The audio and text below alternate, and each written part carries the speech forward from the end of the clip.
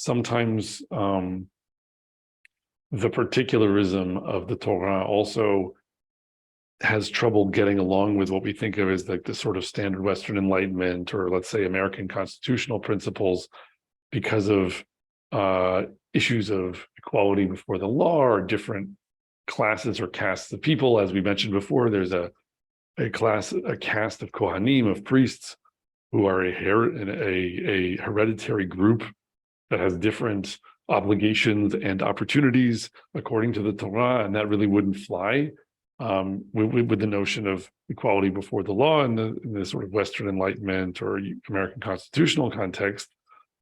But even when we're talking about things like that, and there also are differences, let's say, between Jews and Gentiles who both live in and subscribe to the same system, like a Ger Toshav who says, I want to be a Ben Noach and I want to worship Hashem, but I don't want to be a Jew and keep all the mitzvot, and I want to live in the land of Israel. Like there's a concept of that as well in the Torah.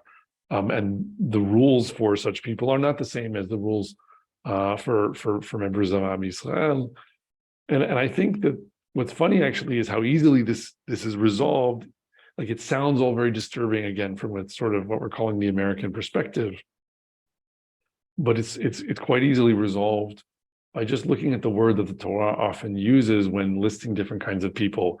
And words change from the Hebrew of the Torah to modern Hebrew, but the word Ezrach in modern Hebrew, like there sometimes is kind of a list of people where it's like Keger Ezrach, like both it's the case for a ger, who might be like a sojourner or maybe a convert, but also an Ezrach, like maybe someone who's not a convert. And so we can leave aside the terminology of what ger and Ezrach mean in the Torah. The modern word Ezrach means citizen in Hebrew, in modern Hebrew. And I think that part of the point is that citizenship is a thing which, even in Western style liberal democracies, has a definition, and citizens and non-citizens are not treated the same way according to the law, because they can't be. And this is something that, as the West tries to, even more radically kind of question its foundational principles in a way that may be ultimately destructive of its own foundations, there are people who say, oh, we shouldn't have borders and we shouldn't have like distinctions between citizens and non-citizens. And then, they'll have to sort out afterwards, like how you do elections and things like that. But at the current situation is there are citizens of, let's say France or the United States, and non-citizens, and the non-citizens are not treated the same according to the law in numerous ways. Just talking in the US example, obviously you can't vote in elections if you're not a citizen, and various other things as well. And I think the point is that because of the way in which the Torah refuses to accept the difference between what your religious commitment is and what your citizenship is, because nationality and religion are one thing.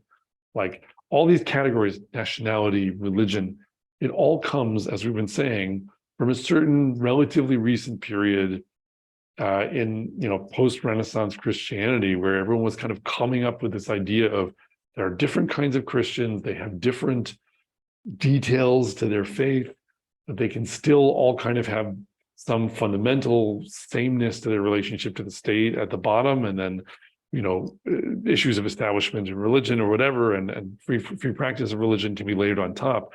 That all emerged in Christendom, and now we have this sort of crypto-Christian or secular Western Enlightenment version of that, where the idea is somehow that, of course, your religious affiliation should have nothing to do with the question of whether you are a citizen or not recognized by the secular state, because that's how that system works. But again, according to the Torah, the notion of citizenship, like how do you become a citizen, so to speak, you can convert to become a Jew. And if you do that, then you have changed your status in law from one kind to another. And you've done that in a way that in many ways is much more challenging and much more indicative somehow of what you've chosen to be, a participant in, than like what it typically takes to become a citizen in, I don't know, say the United States or one of these Western democracies. But in principle, there are tests for citizenship in all these places. Like you can't just become a citizen. Like if you walk into the office and you refuse to pretend even that you want to be there and say, well, I want to become a citizen so that I can overthrow the government here, and so that we can have human sacrifice as soon as possible. If you say that, I think you might actually run into some difficulty. Maybe I'm wrong. Maybe at this point that ship has sailed. But in principle, there is the presumption that when you're becoming citizen, you're going to take an oath of some kind, and it's a very weak constraint on you to have taken such an oath. But in a sense, that is a kind of religious ritual, even in these very secular societies, for what it means to become a citizen. And I think the point is just, you can think in some sense as joining Am Yisrael is a kind of citizenship available to anyone that has an incredibly elaborate test of citizenship, and which, if you pass the test of citizenship, then there are many obligations that are very burdensome that you assume, but there also are benefits and changes in how one's regarded in the law. And so I think that parallels very much the point that you're kind of making, that the Torah is in a way that is going to be very troubling to kind of a Western Enlightenment sort of universalism. It's always going to be willing to say that particularism based on deep content of your altered commitments that reflect a different relationship with HaKadosh Baruch Hu, that is an okay criterion on the basis of which for there to be differences in how the law treats someone or what the rules are for you. And whenever you start talking about, these rules for that person and those rules for that person, that's supposed to be some huge red flag that goes up in an American context or in a sort of Western Enlightenment context. But that is not something that should be thought of as somehow, well, everyone knows that that's really the fount of all morality, is that kind of total equivalence, but rather the aesthetically pleasing starting point for Western Enlightenment moral theories come from this a priori, like veil of ignorance, whatever you want to call it, tabula rasa, like blank slate playing field, even playing field or whatever, because that's essentially just an aesthetic choice made by latently Christian philosophers of how to make their arguments. And that's not the only way to make an argument. The Torah says, no, you start with HaKadosh Baruch Hu and with his Torah.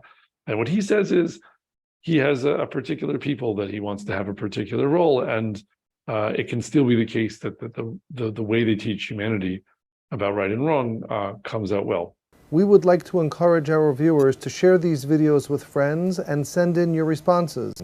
If you would like to obtain Birkon Nusach Eretz Yisrael or invite the rabbi for a speaking engagement, please email us at office@machonshilo.org.